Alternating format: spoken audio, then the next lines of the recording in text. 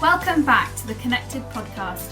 I'm thrilled to bring you an extraordinary collection in which some incredible students take the driver's seat and host dynamic conversations with professionals from across the higher education sector, discussing the vital topic of student belonging. In today's episode, we're back with Freddie Marlowe. Freddie is hosting a conversation with Lucy Greenwood, a lecturer in chemistry at Keele University. Lucy was a secondary school teacher for a number of years before transitioning into higher education, where she now teaches foundation year students who are going on to health programmes. So if we can start off with our first question, it's what does student belonging mean in the context of higher education, and why is it critical for academic success and retention?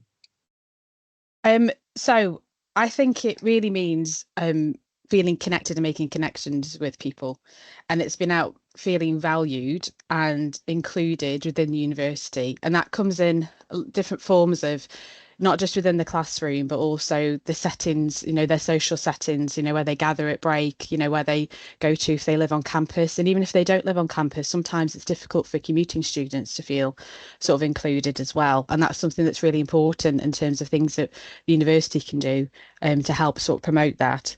And it's really making sure that students have their mental health and social well-being looked after, because if that isn't the case, it does changes their perspective on why they're at uni, what they're doing, their motivation, and they're not going to really want to be in the frame of mind of learning well if they don't feel as though they belong. And it's really a sort of important to feel that. So I would say really it's about feeling connected in a variety of different settings within university, I would say.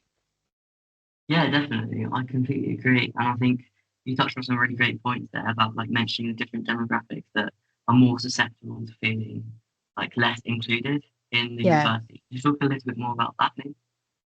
I think it could be a challenge for, I think more students now, potentially for cost issues, are not moving away from university as much as they did. And I think sometimes that can influence how they feel in terms of their belonging. So some of the students because I do a pastoral sort of role as well within university in terms of academic sort of mentor.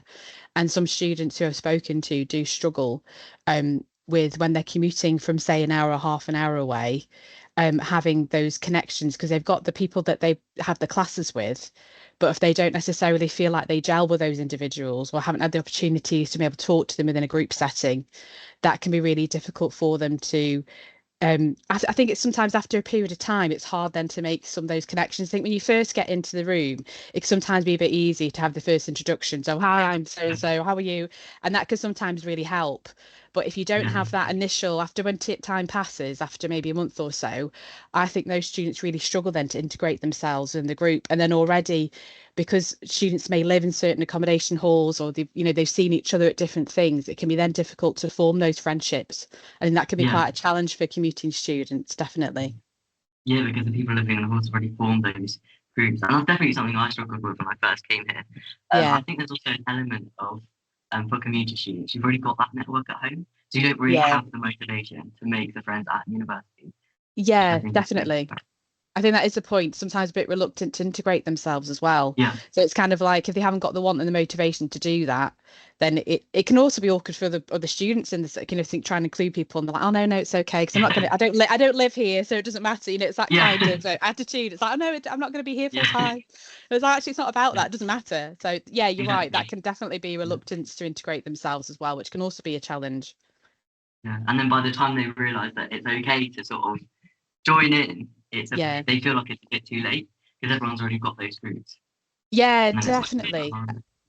Yeah, and I think maybe that's something potentially an induction, something to try and think about in terms of how do we integrate the students who potentially don't necessarily live on campus. How can we encourage them to participate? Because I think that can be difficult to get students to participate in things, and the incentives for them want to do that because you can't make them. Obviously, it's their voluntary and their choice.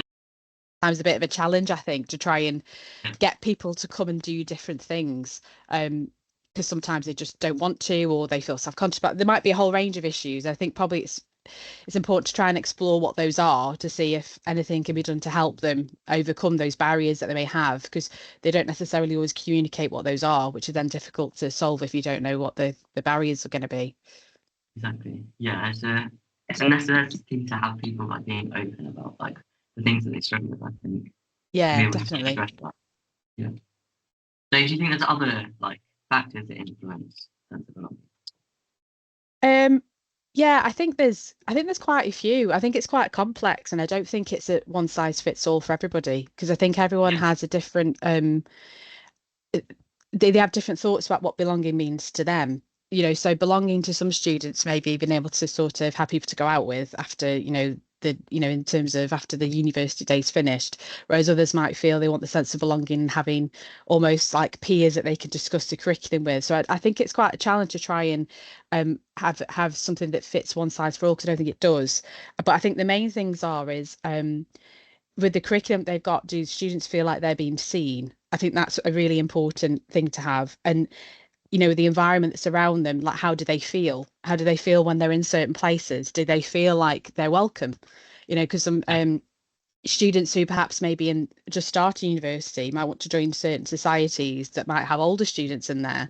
Are the older students really trying to get them to feel part of that community? Because sometimes I think I've had conversations with students that they find it difficult with more established students to sort of, they're all a bit Yeah. like a hierarchy to get involved in certain societies, because they've got almost like, I don't know, more it's like the gatekeepers of all the activities that are going on, because they organise it all, and then they sort of come along like, oh well, yeah, I don't know if I got told I maybe couldn't join because I was in their first year, and it's like, those sorts of things can make it really difficult as well.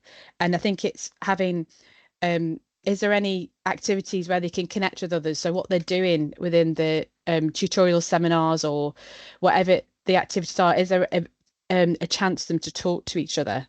Yeah. I think is really important. Like, are they just sat there and they're listening to somebody deliver something, which then limits opportunities for them to have those discussions?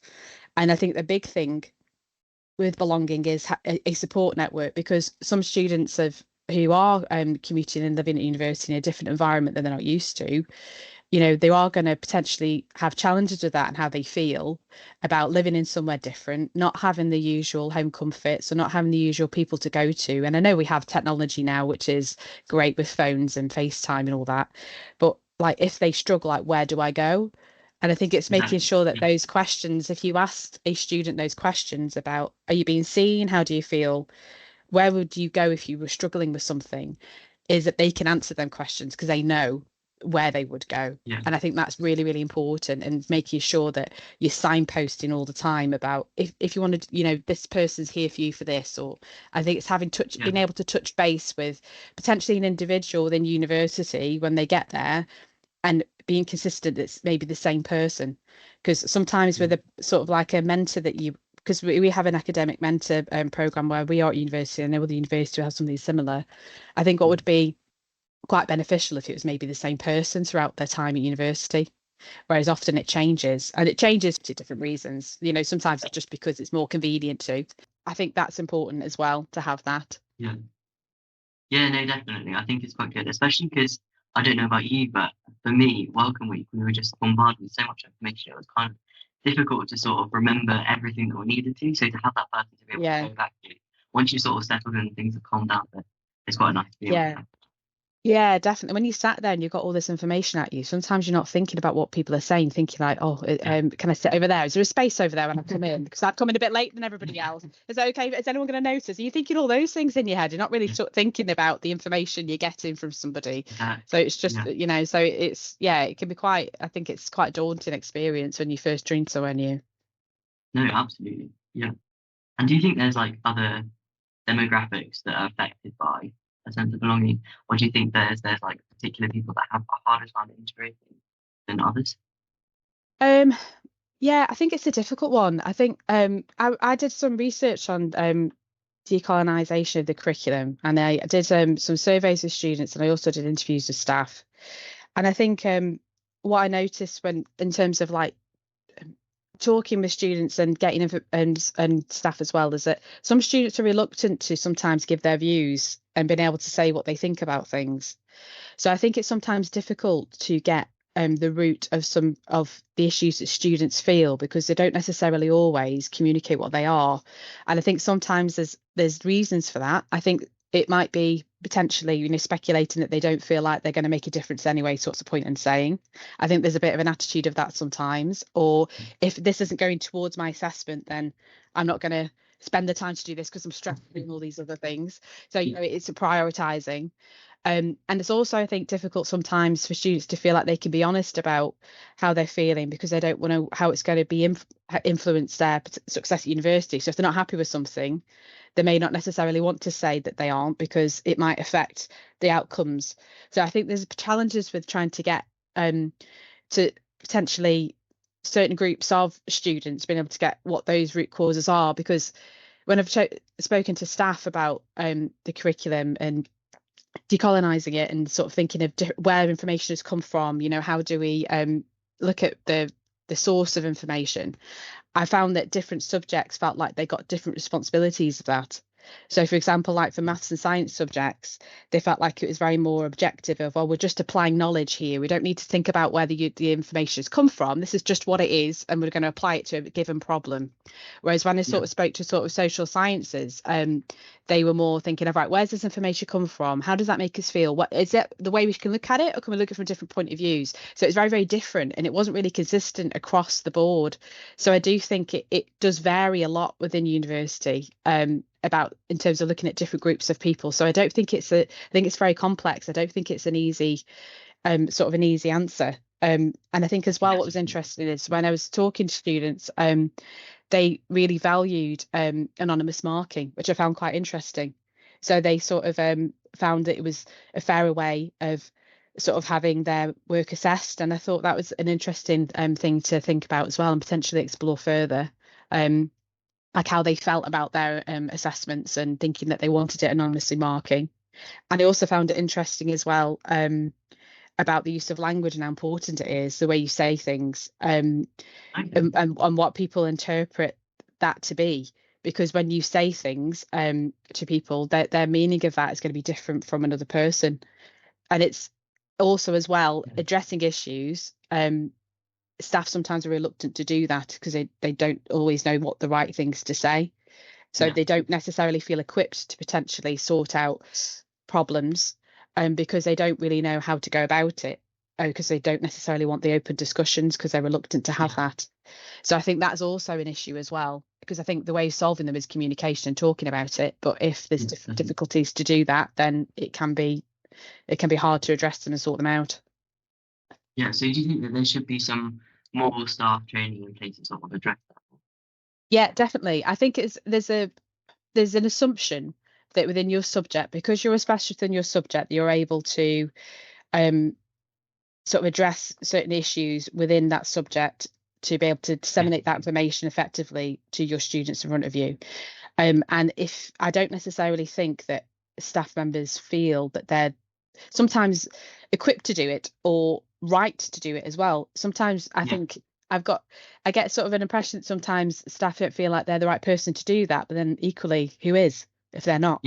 So it's kind of difficult one, I think. So I definitely think more staff training and sort of like raising awareness on issues is definitely fundamental to being able to sort some of those issues out. Yeah, no, definitely. Have you noticed a difference between the way that people approach things like throughout the schools? You mentioned earlier that they find a difference about like the way that people learn, like what's said is like it doesn't matter where the information comes from, or like the less practical subjects are more like sort of intuitive. Have you seen a difference with that as well? Yeah, I think there is. I think there's definitely a different. I think the thing is when you're teaching, you have your own experiences and knowledge of a subject. So without realizing that you're doing it, you're almost unintentionally part of the problem, because it's the way that you see things. You're then sort of teaching it in a way that you see it for other people to see it in your way. And it's a very difficult thing to do, but really I think you want students to have the ability to critically reflect on the information in front of them, not just being able to apply it, but think about, right, is this actually the way that we should be doing this, or is there a different way that's better? And I think sometimes we miss that when we're teaching. And I think it could be, I mean, there might be issues for that as well. It could be, time constraints. You don't have the time to necessarily explore things in as much depth as you would wish to.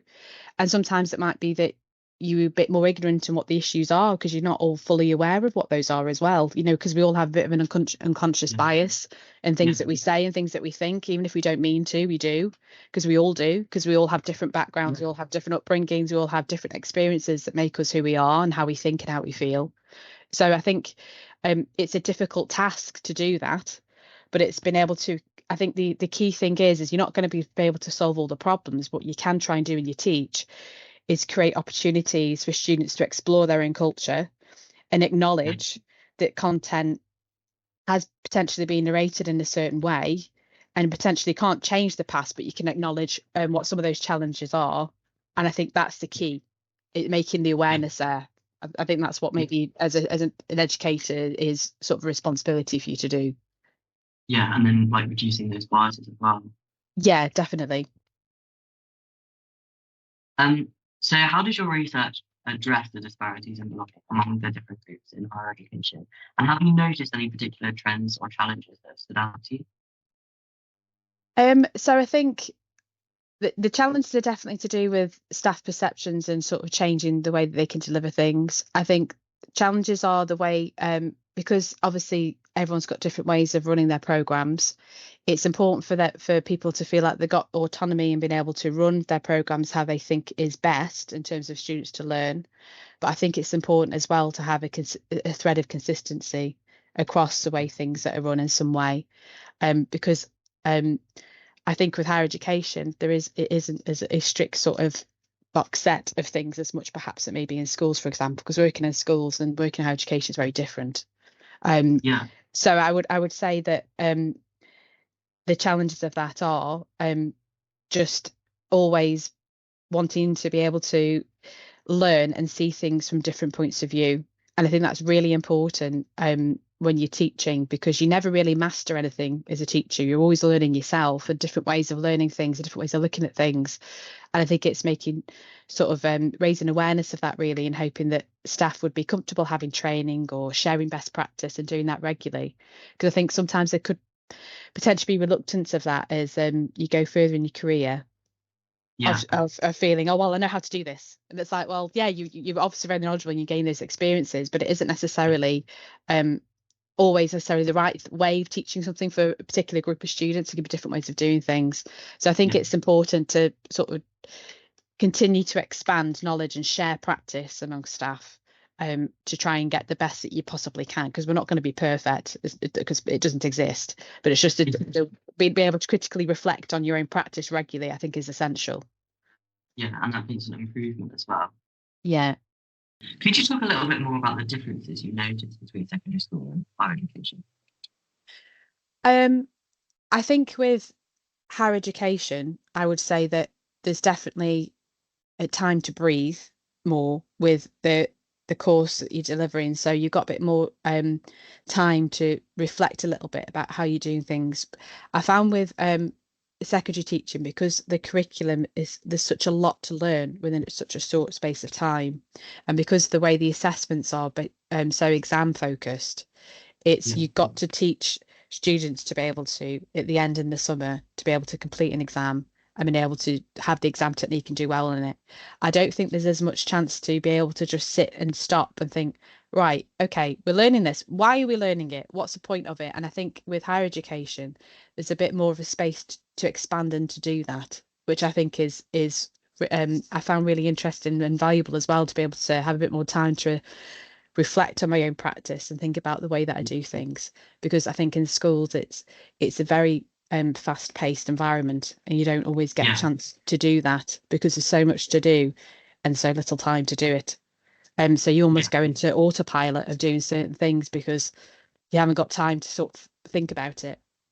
So I would say that was the main difference from my perspective for teaching. Okay, yeah, thank you. I think that difference is also passed on to the students, because I think we definitely see the changes from moving from secondary school up to university. That's quite interesting. Yeah. Building on that, do you think you could share any practical strategies or initiatives that higher education could possibly implement to create a stronger sense of belonging among the student body? I think the key thing is the communication and building relationships with students. I think it's a way. I think how you make people feel is so important, because Definitely. if you are approachable, and they will come to you and talk to you, you can build those relationships, and also as well you can then potentially work out if there are any issues. So if you can foster good relationships with students, and then they may have a conversation with you, and they may say, oh well, I'm sort of struggling at the moment because my friends aren't around. They may say certain things, and then you Yeah. can sort of signpost, oh right, okay, well I'm sorry to hear that. Have you heard about this, or have you heard about that? And straight away you've sort of started to sort of hopefully sort of iron out those issues that students may have. And I think what you do within the classroom is really important as well. Being able to sort Yeah. of some sort of group work or things where they're talking to each other, and it's Yeah. about building trust between um the teachers and the students as well, and they don't Yeah. feel like they're just a number. Because when you do get university cohorts, depending on what program you're on, because obviously it'll vary, you can feel as though you're quite a small number in a large Yeah. university, and there's big groups of people, and it's interesting because a student that I teach said, oh, do you know my name? And I said, yeah, I do know your name. And they were kind of like a bit surprised that I knew their Yeah. name. And it's like, yes, of course I Yeah. know your name. It's like, but it's that sort of like perception of what Yeah. university is. And I think that was quite interesting. I do think something else that I think students would find beneficial is like an opportunity to be mentored by other students. So Yeah. students that are sort of high in the university, maybe third year students, being mentor maybe first year students. And I think that would be something. And I know there's programs like that in different institutions, but I think Yeah. that can be really valuable, because I think they might sometimes feel more comfortable somebody sort of peers sort of talking to them and helping them with problems. They listen sometimes more than they do with staff as well, Yeah. because we do learn. Yeah. I mean, Be there is more research. informed. Yeah, exactly, and there is research that we do learn from our peers. Yeah. So it is a beneficial thing to do. So have that in place, and I think just have, and I think I touched on this earlier about, I think it'd be really beneficial to have a mentor that like a staff member Yeah. that you start with and you finish with the same person.